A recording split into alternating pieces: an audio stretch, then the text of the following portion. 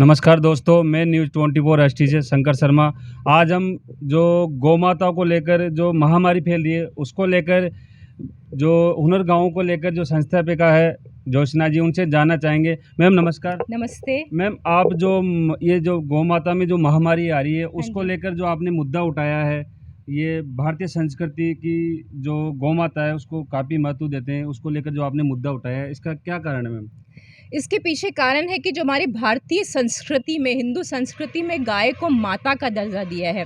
तो जहाँ पर इतिहास गवाह है और पूरे विश्व में हमारी माँ की पहचान है कि जब भी कोई बच्चों पे कोई संकट आता है, तो वो पूरे विश्व से, पूरे जहान से लड़ जाती है। अकेली माँ अपने बच्चों के लिए पूरे जहान से लड़ जाती है। तो आज जब हमारी गौ माता पर ये संकट आए, तो हम ये बच्चों की ज़िम्मेदारी है, किस तरीके से हम एकजुट होकर इस संकट की इस घड़ी से हमारी गौ माता को बाहर निकालें। और मुझे लगता है कि ऐसे मुद्दे हर भारतीय को उठाना चाहिए ये मुद्दा, क्योंकि ये हमारे गाय माता से जुड़ा हुआ है। और गाय जहाँ पे हम अपनी माँ की इतनी इज्जत करते हैं और गाय को हम यहाँ पे माता का दर्जा दिए हुए हैं, जब भी कोई मुसीबत की घड़ी आती है या हम पंडितों के पास जाते हैं, तो सबसे पहले जो हमें समाधान बताते हैं, जिसमें कि सबसे पहले नाम आता है गाय माता को गुड़ चना खिलाना, रोटी खिलाना। तो सारे समाधान का जब समस्या का जो समाधान होता है, वो हमारी गाय माता के द्वारा होता है। लेकिन आज हम हुनर गाँव का के अंतर्गत हमारी गाय माता की दयनीय स्थिति देखते देखते आ रहे हैं और देखते हैं गाँव-गाँव में जब हम जाते हैं। तो आज हम जीतवास गाँव में हैं, जहाँ हमारे डॉक्टर्स की टीम से हमारी मुलाकात हुई।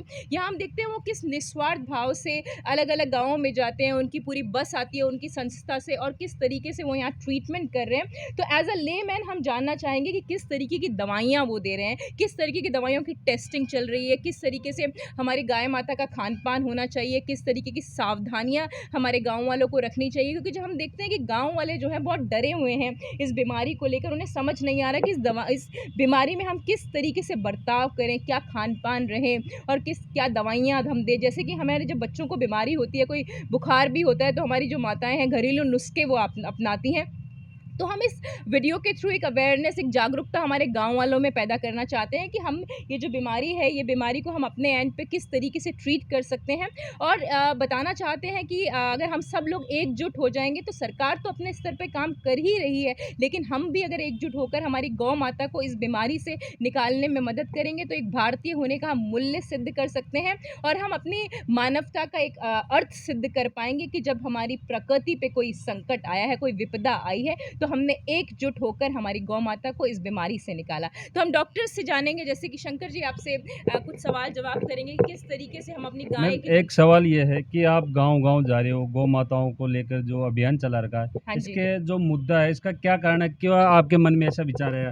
क्योंकि आपका जो काम है हुनर गाँव को टैलेंट को लेकर है, तो महामारी जो गौ माता में है, उसका क्या कारण है? हाँ जी, तो हुनर गाँव का जो मेरा काम है, मेरा कार्यक्रम है, जो मेरा कैंपेन, जो अभियान मैंने चलाया है, वो हिंदू संस्कृति से जुड़ा हुआ है। और हिंदू संस्कृति में गाय माता को जो द दर्जा है, वो पूजनीय है। तो हम जब गाय माता की ये स्थिति देखते हैं, क्योंकि हमारा काम रहता है सुबह से शाम तक गाँव में जाना, गौशाला भरी पड़ी है इस बीमारी से और बहुत ही दयनीय स्थिति हो गई है। तो पिछले कुछ महीनों से हम देख पा रहे हैं कि लोग हमसे बात नहीं कर रहे हैं। लोग हमारी, जब हम हुनर गाँव का के ज़रिए उनसे बात करना चाहते हैं, तो वो बात नहीं कर पाते, क्योंकि वो बिज़ी हैं इस बीमारी से लड़ने में। उन्हें समझ नहीं आ रहा कि किस तरीके से कब इस महामारी से हम छुटकारा मिलेगा, कब हम अपनी गायों को फिर से हँसते मुस्कुराते सड़क पर देख पाएँगे, उनको स्वस्थ हम देख पाएँगे, कब उनका, जैसे कि डॉक्टर्स हमें बताते हैं जो गायों में दूध अभी हम लोग पी रहे हैं, वो उसका कोई साइड इफ़ेक्ट नहीं हो रहा है। बट हमारे एज़ अ ह्यूमन ये टेंडेंसी या माइंडसेट हमारा बन गया है कि अगर हम जो ये ग्रसित हैं इस बीमारी से, अगर हम इस दूध को पिएँगे, तो कहीं न कहीं कोई न कोई साइड इफ़ेक्ट हमारे अंदर होगा।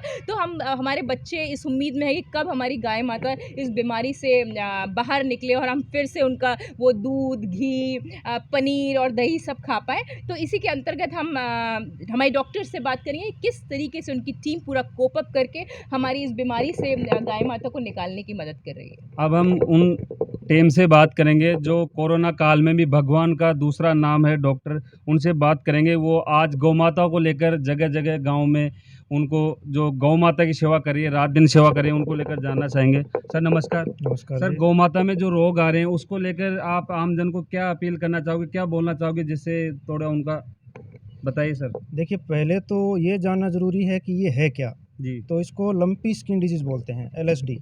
जैसे कोरोना वायरस फैला था, वैसे ही एक वायरल बीमारी है। तो वायरल बीमारी का कोई इलाज नहीं है।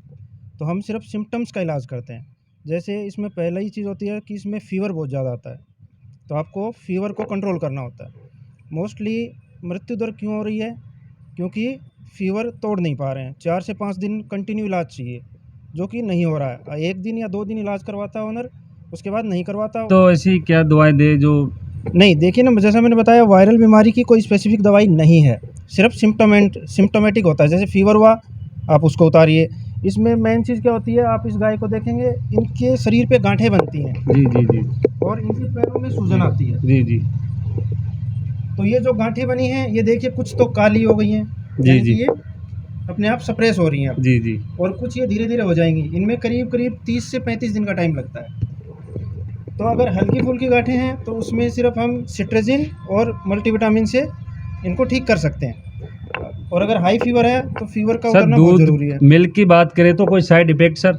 नहीं, अभी तक की रिसर्च में ऐसा कुछ नहीं है। उबाल के आप दूध को जी, यूज़ जी। कर सकते हैं। हाँ, कच्चा दूध नहीं पीना है, इतना है। स्वास्थ्य को लेकर अभी जागरूकता नहीं है, सैनिटाइजेशन को लेकर इतने जागरूक नहीं है, तो क्या आप उनको संदेश देना चाहेंगे कि वो जो उनमें खौफ का जो माहौल बना हुआ है, तो आप क्या संदेश देना चाहेंगे कि इस जो खौफज़दा माहौल उनके चारों तरफ उन्होंने एक एनवायरनमेंट बना लिया है, तो किस तरीके से उससे बाहर निकल पाए और क्या सावधानियां उन्हें रखनी चाहिए? नहीं, देखिए, इसमें खौफ की कोई बात नहीं है। इस बीमारी में मृत्यु दर है, वो है 2 से 3%। हाँ जी। यानी कि 100 में से 2 से 3 जानवर ही मरेंगे, जो भी सीवियर होंगे। लेकिन अभी जैसा कि रिपोर्ट्स आ रही हैं कि 20, 30, 40% तक मृत्यु दर इसमें जा रही है। जी। उसका रीज़न बस यही है कि लोग ठीक से टाइम से ट्रीटमेंट करवा नहीं पाते, और दूसरा क्या खान-पान इस समय हमारी गाय माता को होना चाहिए? हाँ, खान-पान में ऐसा है, इस बीमारी में जैसे हाई फ़ीवर आएगा, तो हाई फ़ीवर में इंसान हो, जानवर हो, खाना-पीना छोड़ देता जी, है। बिल्कुल। जो सबसे बड़ी दिक्कत वही आती है। अगर खाना छोड़ दिया, 3-4 दिन नहीं खाएगा, तो ऑब्वियसली कंडीशन क्रिटिकल हो जाती है। जी, तो इसमें सबसे पहला है कि आप काम करना है कि इसमें खाना नहीं छोड़े जानवर। जी। उसके लिए ज़रूरी है कि आप उसका बुखार उतरवाएँ।